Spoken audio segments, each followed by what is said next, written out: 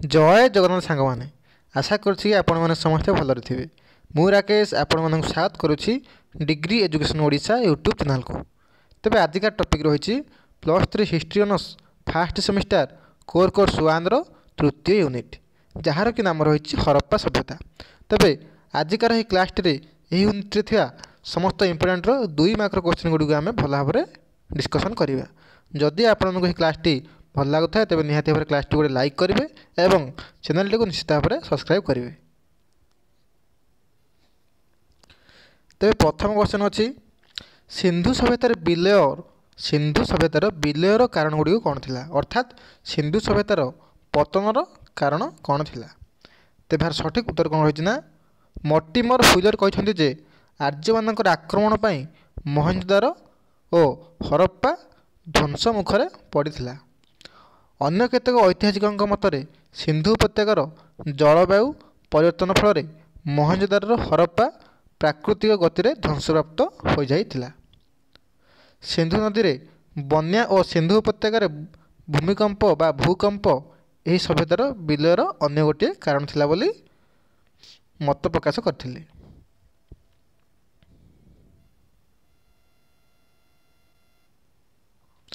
तापर आम देखिए 2 नंबर क्वेश्चन को हरप्पा संस्कृतिर विस्तृति संपर्क में उल्लेख कर। हरप्पा संस्कृतिर विस्तृति संपर्क में आमको उल्लेख करने कही। तो यार सठिक उत्तर कौन रही ना प्रत्नतात्विक खनन फल हरप्पा सभ्यतार विस्तृति संपर्क में धारणा मिल पारी। यही हरप्पा संस्कृति पश्चिम आफगानिस्तान मुंडीगुक ठार आरंभ कर पूर्व उत्तर प्रदेश आलमगीरपुर पर्यंत यह सभ्यता विस्तार लाभ करथिला। ठीक सहीपरी भाव में उत्तर में यह हरप्पा सभ्यता जाम्मू स्थित मंडा ठार आरंभ कर दक्षिण में गुजरात नर्मदा नदी मुहाण में अवस्थित उपत्यका पर्यंत विस्तृत थिला यही सभ्यता।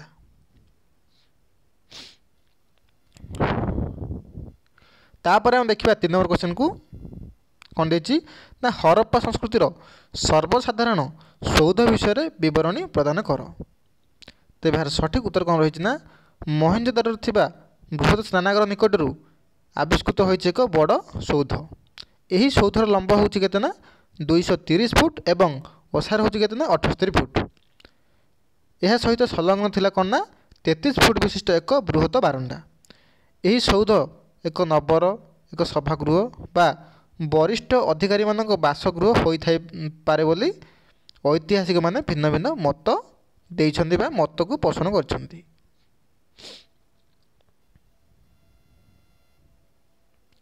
तापर हम देखिए 4 नंबर क्वेश्चन को हरप्पा संस्कृतिर आविष्कृत होइथिबा केन्द्र गुड़िकर नाम लेख। हरप्पा संस्कृतिर आविष्कृत होइथिबा केन्द्र गुड़िकर नाम लेख। तेज यार सठिक उत्तर कौन रही ना हरप्पा संस्कृति आविष्कृत होइथिबा केन्द्र गुड़िक वर्तमान उभय भारत एवं पाकिस्तान रे अवस्थित अच्छी। सेगुड़ी मध्य पाकिस्तान प्रमुख केन्द्र मान कौन कौन तथा हरप्पा मोहनजोदारो आमरी चान्हुदारो और मेहरगढ़ इत्यादि। ठीक सेपरी भारत में कौन कौन सब प्रमुख केन्द्र गुड़ी अच्छी तथा पंजाब रूपार हरियाणार बनवाली राजस्थान कालीबंगान जम्मूर मंडा गुजरात लोथाल और उत्तर प्रदेश बड़गांव इत्यादि।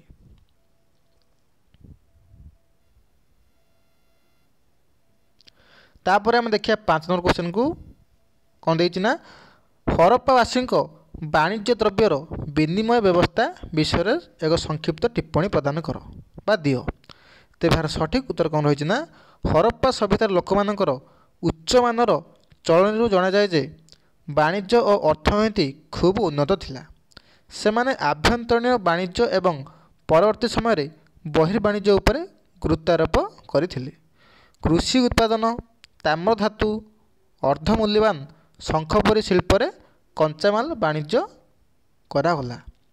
मूल्यवान प्रस्तर तैयारी माली पदक हरित मणि लीला और गोमेद आदि द्रव्य वाणिज्य व्यवसाय करा जाउथिला।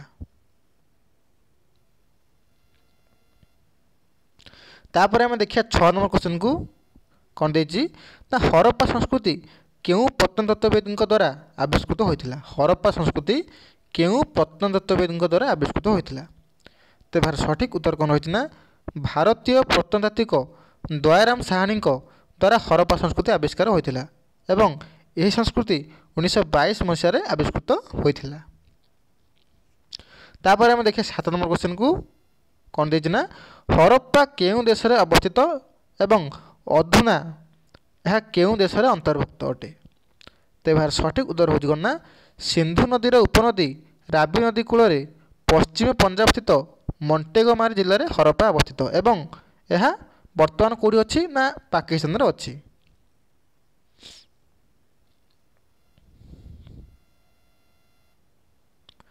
ତାପରେ ଆମେ ଦେଖିବା 8 ନମ୍ବର କ୍ୱେଶ୍ଚନକୁ କାଲିବଙ୍ଗାନ କେଉଁ ରାଜ୍ୟରେ ଅବସ୍ଥିତ? କାଲିବଙ୍ଗାନ କେଉଁ ରାଜ୍ୟରେ ଅବସ୍ଥିତ ଏବଂ ହରପ୍ପା ସଭ୍ୟତା ସମୟର ଏହି ଅଞ୍ଚଳଟିର ବୈଶିଷ୍ଟ୍ୟ କ'ଣ ଥିଲା?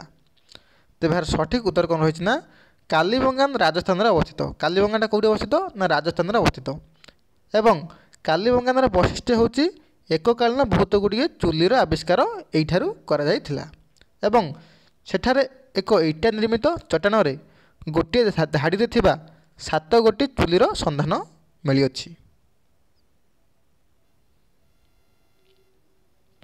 ତାପରେ ଆମେ ଦେଖିବା 9 ନମ୍ବର କ୍ୱେଶ୍ଚନକୁ ହରପ୍ପା ଅଧିବାସୀମାନେ କେଉଁ ପଶୁମାନଙ୍କୁ ଗୃହପାଳିତ ପଶୁ ରୂପରେ ବ୍ୟବହାର କରୁଥିଲେ ଏବଂ ସେହି ଗୃହପାଳିତ ପଶୁମାନଙ୍କୁ କେଉଁ ସବୁ କାର୍ଯ୍ୟରେ ଲଗାଉଥିଲେ ବା ନିୟୋଜିତ କରୁଥିଲେ?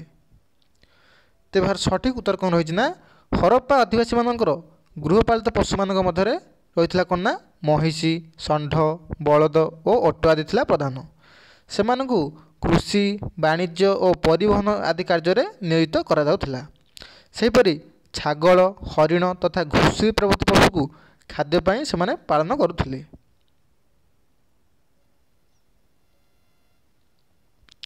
ତାପରେ ଆମେ ଦେଖିବା 10 ନମ୍ବର କ୍ୱେଶ୍ଚନକୁ କ'ଣ ଦେଇଛି ନା ହରପ୍ପାର ଅଧିବାସୀମାନେ କେଉଁ ଦେବତାଙ୍କର ଉପାସନା କରୁଥିଲେ ବା କେଉଁ ଦେବତାଙ୍କୁ ସେ ପୂଜା କରୁଥିଲେ ଏବଂ ସେହି ଦେବତାଙ୍କ ପୂଜା ସମ୍ବନ୍ଧରେ କେଉଁଥିରେ ଆମକୁ ପ୍ରମାଣ ମିଳେ? ତେବେ ଏହାର ସଠିକ୍ ଉତ୍ତର କ'ଣ ରହିଛି ନା ହରପ୍ପା ସଭ୍ୟତାର ଅଧିବାସୀମାନେ ମୁଖ୍ୟତଃ ପଶୁପତି ବା ଶିବଙ୍କର ଉପାସନା କରୁଥିଲେ। ସେମାନେ ଶିବଙ୍କୁ ପୂଜା କରୁଥିବାର ପ୍ରମାଣ ସିଲରୁ ମିଳୁଥିବା ହସ୍ତୀ, ବ୍ୟାଘ୍ର, ଗଣ୍ଡା ଆଦି ପରିବେଷ୍ଟିତ ପୁରୁଷ ମୂର୍ତ୍ତିରୁ ଜଣାପଡ଼ିଥାଏ।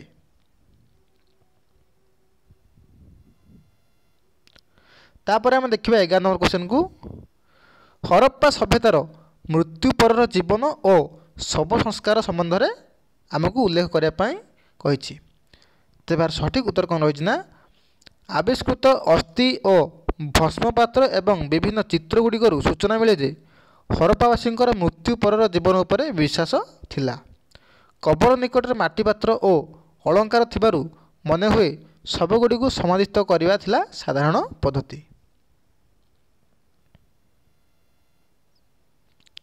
ତାପରେ ଆମେ ଦେଖିବା 12 ନମ୍ବର କ୍ୱେଶ୍ଚନକୁ କ'ଣ ଦେଇଛି ନା ସିନ୍ଧୁ ସଭ୍ୟତାର ମୋହର ସମ୍ପର୍କରେ ଉଲ୍ଲେଖ କର। ସିନ୍ଧୁ ସଭ୍ୟତାର ମୋହର ସମ୍ପର୍କରେ ଉଲ୍ଲେଖ କର। ତେବେ ଏହାର ସଠିକ୍ ଉତ୍ତର କ'ଣ ରହିଛି ନା ସିନ୍ଧୁ ସଭ୍ୟତାରୁ ପ୍ରାୟ 2000ରୁ ଅଧିକ ମୋହର ପ୍ରାପ୍ତ ହୋଇଛି। ମୋହର ଉପରେ ରହିଛି ମଣିଷ ବା ପଶୁର ପ୍ରତିକୃତି। ମୋହର ଗୁଡ଼ିକ ହେଉଛି କ'ଣ ନା ଆମର ଆୟତକାର, ଗୋଲାକାର ଓ ସ୍ତମ୍ଭାକାର ଏବଂ ଏହା ଉପରେ ରହିଛି ଏକ ପ୍ରକାରର ଛବି ଲିପି। ସେଗୁଡ଼ିକ ପୋଡ଼ା ମାଟି, ଏକ ପ୍ରକାରର ନରମ ପ୍ରସ୍ତର ଓ ତମ୍ବାରେ ପ୍ରସ୍ତୁତ ବା ତିଆରି କରାଯାଉଥିଲା।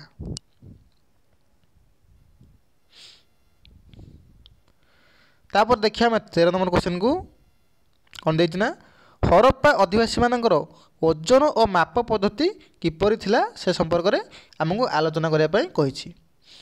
ତେବେ ଏହାର ସଠିକ୍ ଉତ୍ତର କ'ଣ ରହିଛି ନା ହରପ୍ପାବାସୀମାନେ ବିଭିନ୍ନ ବସ୍ତୁ ପାଇଁ ଓଜନ ଓ ମାପର ପ୍ରଚଳନ କରୁଥିଲେ। ହରପ୍ପାର ଓଜନ ଓ ମାପ ଥିଲା ବୃତ୍ତାକାର ଓ ଘନାକୃତି, କିନ୍ତୁ ସେଥିରେ ଚିହ୍ନ ନଥିଲା। ସେଗୁଡ଼ିକ ଚକଚକ ପ୍ରସ୍ତର, ସୂର୍ଯ୍ୟକାନ୍ତ ମଣି ଓ ସାମେକରରେ ନିର୍ମିତ ହୋଇଥିଲା। 16ର ପରମ୍ପରା ପ୍ରଚଳିତ ଥିଲା। ଉଦାହରଣ 16 6 ଟାଙ୍କିରେ ଏକ ସେର, 16 ଅଣାରେ ଏକ ଟଙ୍କା ଧାତୁ ପଲା ଆବିଷ୍କୃତ ହୋଇଛି, ଯେଉଁଥିରୁ ଓଜନ ଓ ମାପର ଆଭାସ ମିଳେ।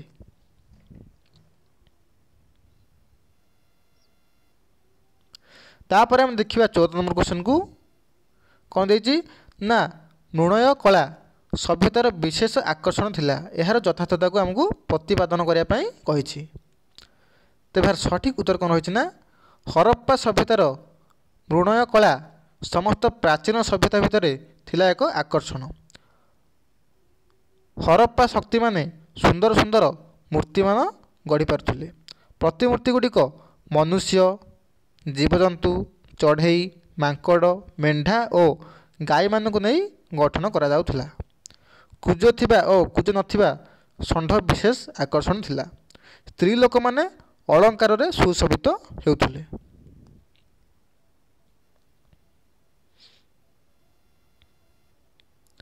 तापर हम देखिया 15 नंबर क्वेश्चन को कौन देछि ना हरप्पा सभ्यतार चुल्ली विषय लेख। हरप्पा सभ्यतार चुल्ली विषय लेख। तेबार सठिक उत्तर कौन रही ना हरप्पा संस्कृतिर अन्य एक वैशिष्ट्य थिला कौन ना चुल्ली। कालीबंगानरू गोटे धाड़ी थिबा 7 गोटी चुल्ली आविष्कार करायछि। कालीबंगाना को राज्य अवस्थित ना राजस्थान अवस्थित। संभवतः कौन सी मांगलिक कार्यपाई नगरवासी मैंने एकत्रित होई रंधन बा रांधि करी खाद्य सामग्री निज निज गृह को बहन करुथार अनुमान करा जाए।